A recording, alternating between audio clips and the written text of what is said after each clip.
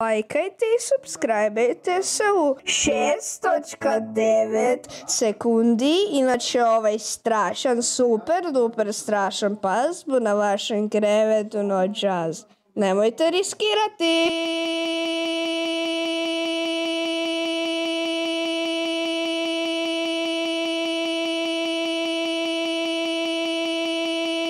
Voy a la playa, ya subió la marea.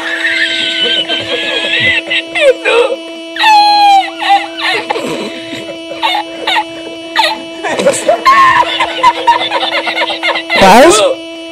Había subido la marea y encontré una paella.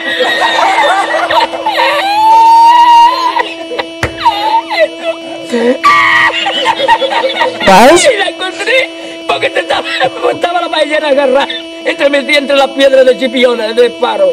Y cuando entro en el restaurante me ve el cocinero con una paellera y adentro la vende paellera.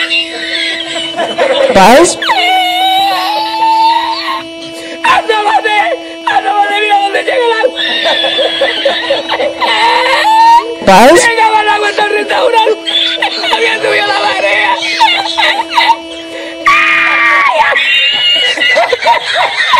¡Jesús! ¡Hay que hacer ahora! ¡Con los dos sacos de arroz! Pas? ¡Ay, llama ¿Pas? a Sevilla! ¡Llama a Sevilla que traigo paella!